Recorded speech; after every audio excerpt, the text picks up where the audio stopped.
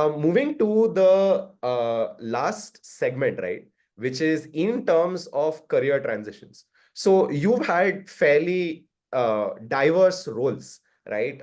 You're almost 7 years with Bain in management consulting globally, then in strategy and operations at Medanta, which is a very, very different sort of setting and context. And then finally, again, looking at multiple sort of companies in an investor role across digital health, biotechnology, hospitals, all of the different things that Lightrock has done over the last several years. So what was your thought process, right? These are very different, very dynamic roles. It's not very obvious when you look at it externally, apart from the healthcare context, why you made these choices. So it would be helpful for the audience to understand, what were some of your like values or goals that you had in mind when you were making these transitions, and how did you really sort of like make the decision ki I want to do X or I want to do Y. I think it'd be helpful as a broad framework or way of thinking as people consider their own career transitions. Yeah. Look, for me, it was much easier because I will say for the first 10 years or so of my career, I had only one objective function, which was where am I going to get the most learning about this very specific topic, which is healthcare, which I had decided was what I wanted, right? So it was consulting was super interesting for that reason because you were basically looking at healthcare from all dimensions and angles.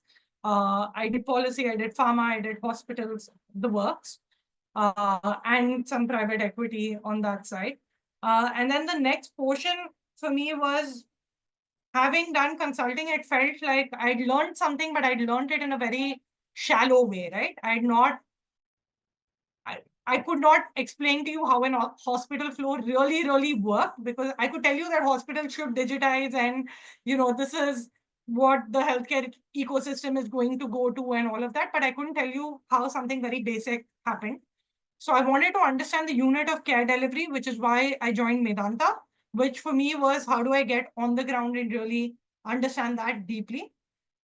And then Medanta was tremendously different from anything I'd done before that. It was fantastic in terms of just learning how does this mammoth building operate and what is driving it, and all the things that people say about hospitals, which is like, oh, they're only interested in profits, they don't care about quality, and none of that is true, right? And you see it from the inside, and you see that it's really, really well-intentioned, highly ethical people trying to work through very complex and difficult operational models.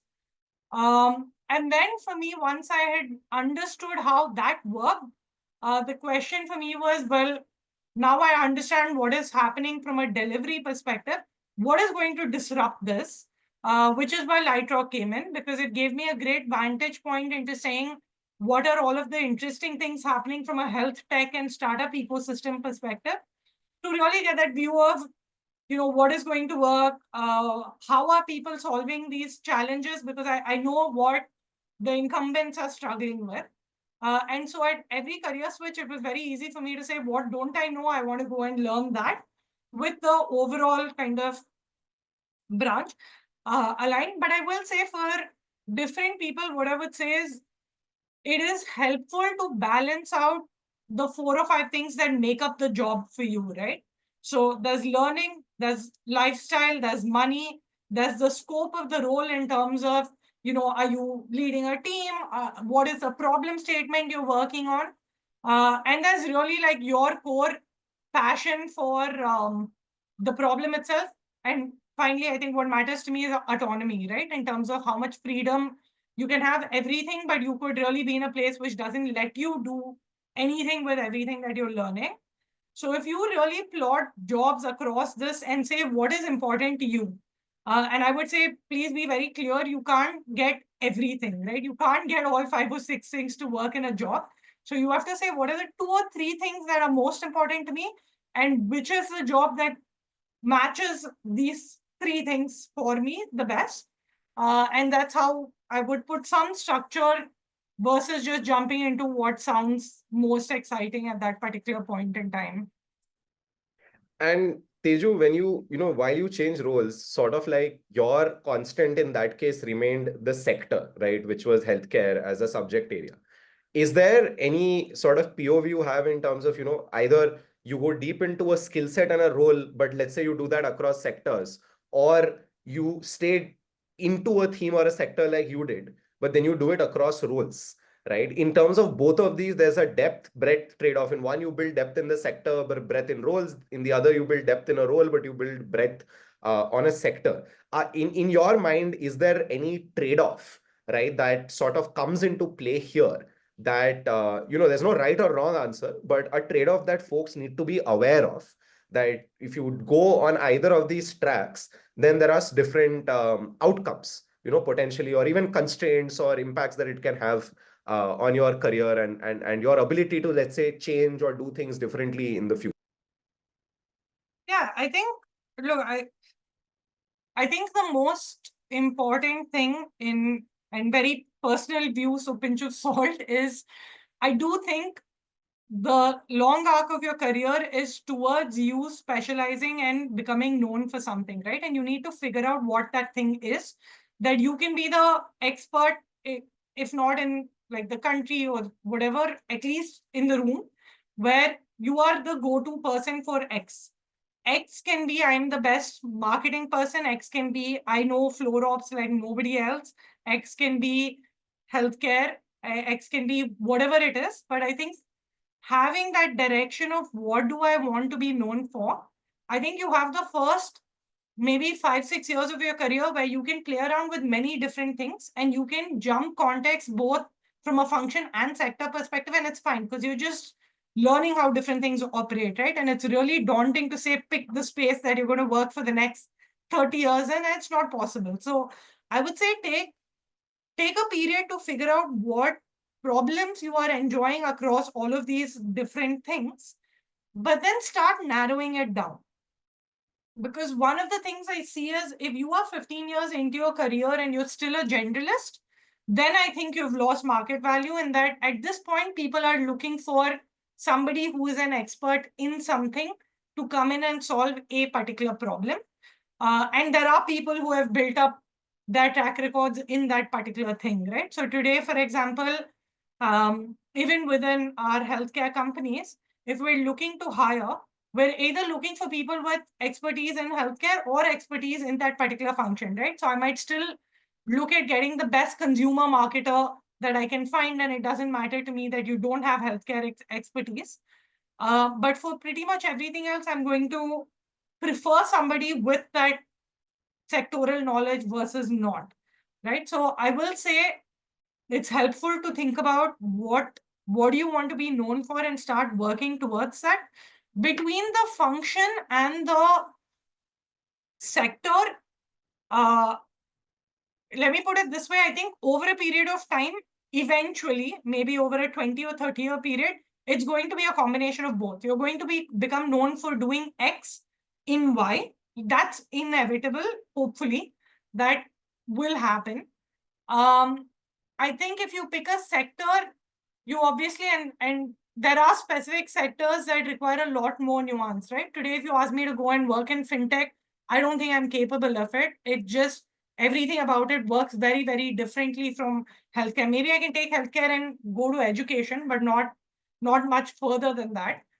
And I think if you pick a function, the only thing I'll say is make sure it's something that has, if you're looking at it from a switching perspective, has enough applicability across. Like you'll notice that I kept saying marketing because that's something that is applicable across sectors, right?